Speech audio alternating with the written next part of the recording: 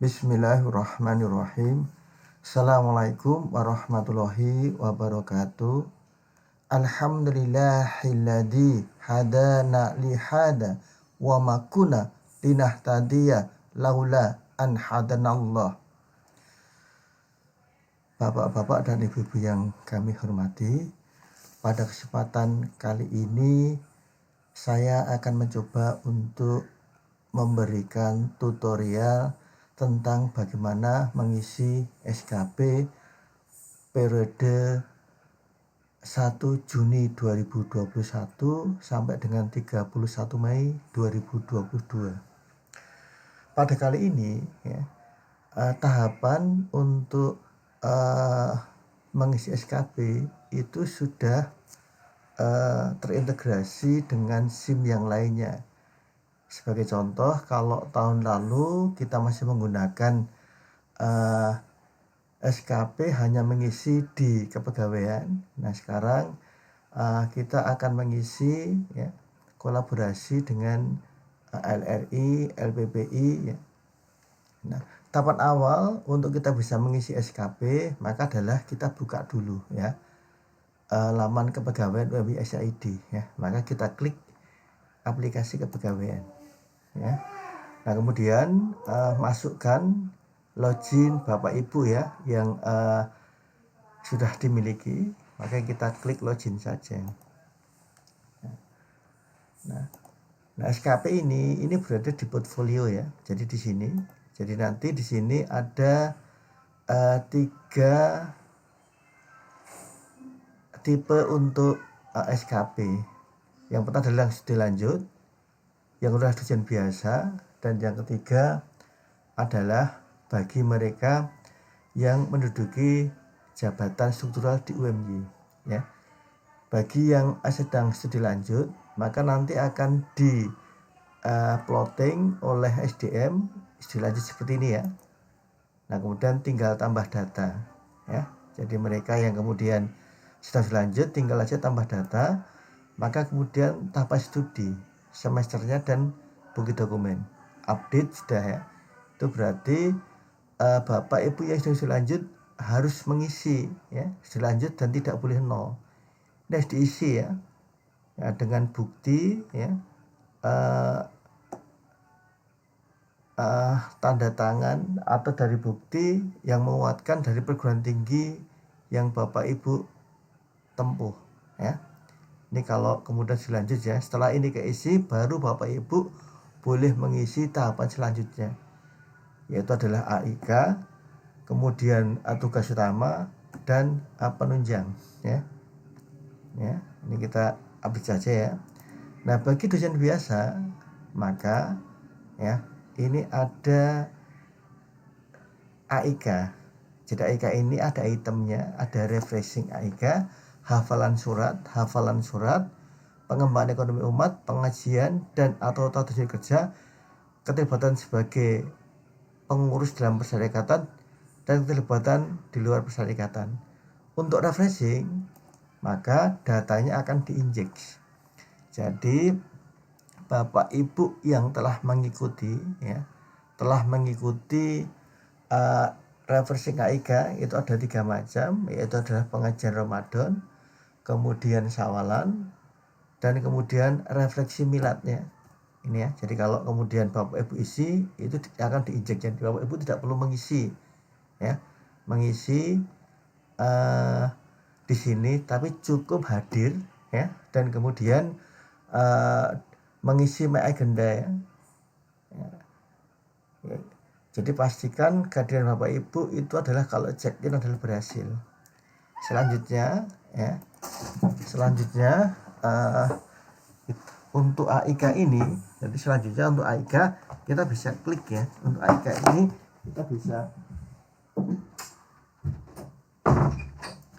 kita bisa klik yang untuk hafalan surat.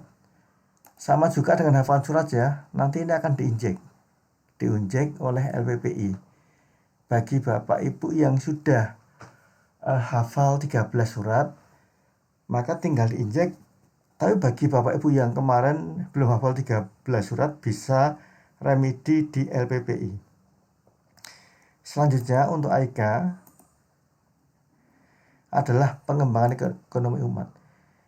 Silakan Bapak Ibu tambah di sini ya, tambah di sini yang berhubungan dengan AUM ya. Misalkan tadi adalah tabungan di BMT, pinjaman di BMT, atau mungkin putra-putri Bapak Ibu yang sudah sekolah di Muhammadiyah ya.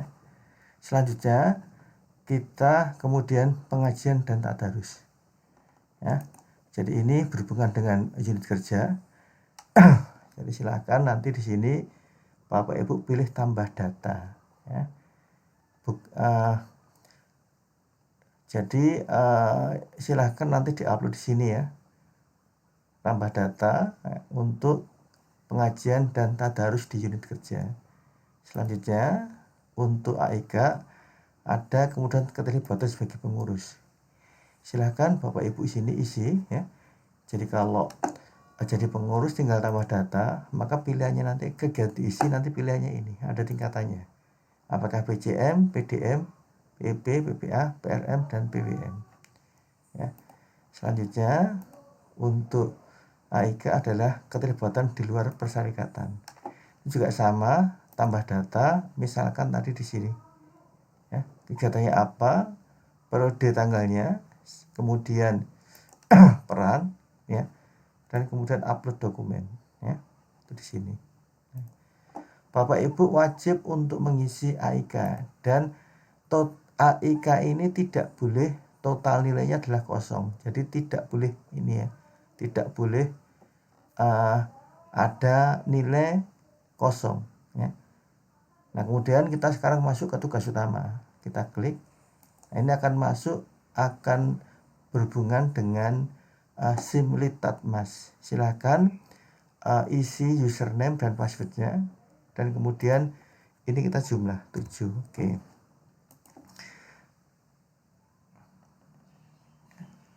Nah setelah kita login, maka ini akan kita masuk ke sini. Di sini ya Bapak Ibu bisa lihat di sini ya. Jadi kalau penelitian ini, kalau internal itu adalah yang didanai oleh UMY, sedangkan eksternal adalah yang tidak didanai UMY, misalkan mandiri atau kemudian penelitian-penelitian yang dananya di luar UMY. Sebagai contoh eksternal di sini ya. Nanti tinggal kita tambah data, pastikan Bapak Ibu data yang akan dimasukkan itu adalah sesuai dengan data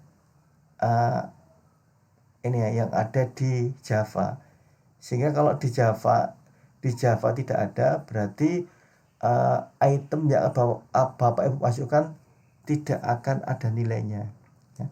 Jadi contoh di sini nanti selalu ya, Bapak Ibu nanti akan isi judulnya apa, jumlah dana dikti jika ada, dana lainnya jika ada, sumber dana, tanggal mulai, dan seterusnya.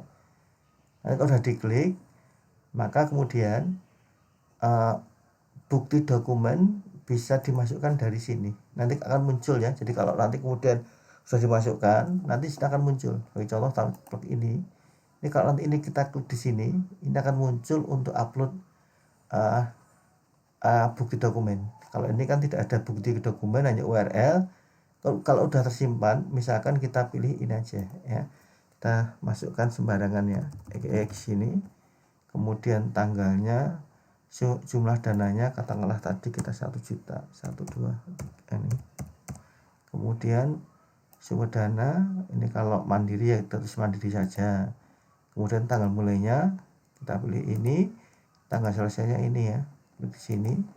Otomatis katakanlah tadi kita keluarannya misalkan tadi adalah bahan ajar, klik ya, klik di sini. Nah kemudian kita kalau ada mitranya diisi ya, kita simpan ya, otomatis akan keluar seperti ini.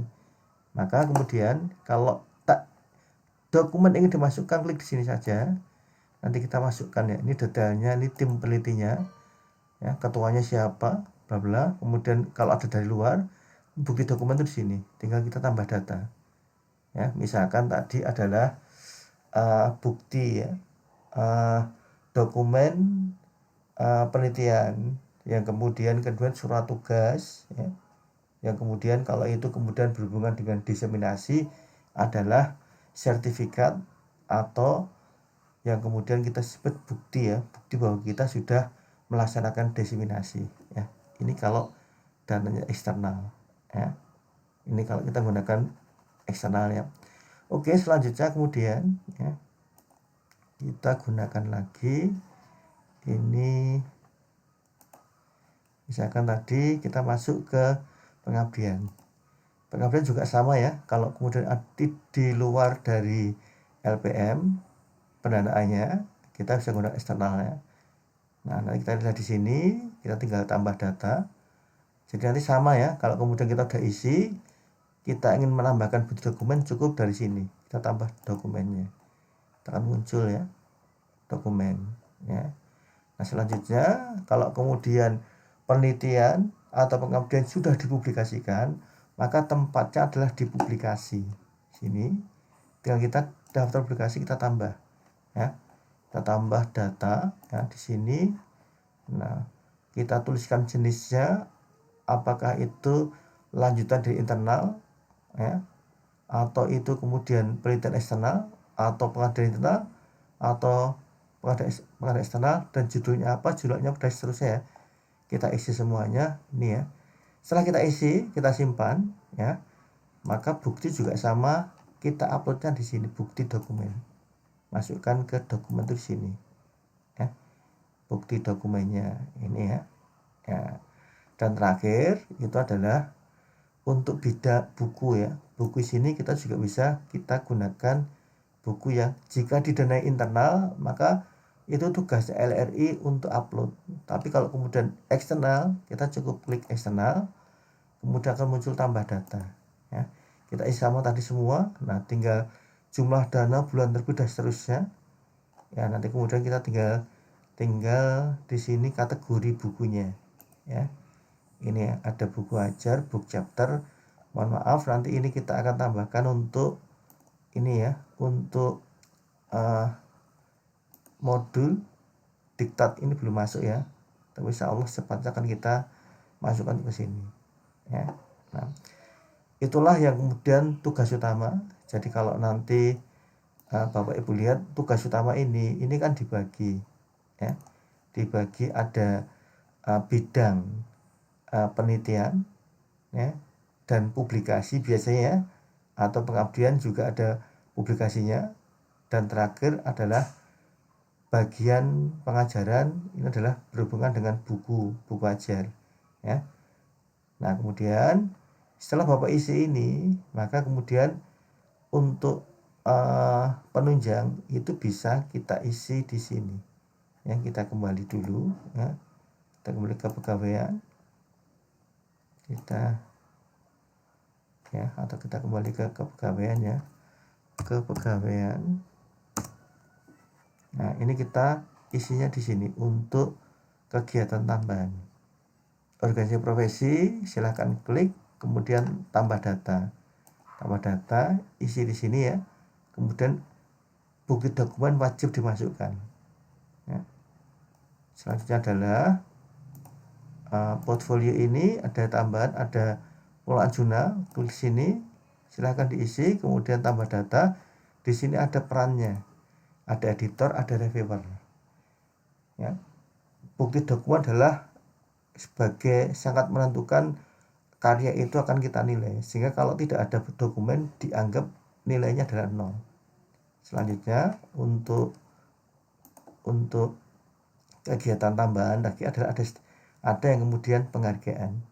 Silakan Bapak Ibu yang pernah mendapatkan penghargaan ya, apapun ya, itu bisa diupload ya. Bagi yang tidak punya, maka sudah bekerja di UMY lebih dari 20 tahun, biasanya ada penghargaan ya. Itu bisa diupload di sini. Klik sini, misalkan tadi ini diupload ya. Ini karena UMY, tapi kemudian disetarakan ya, setarakan dengan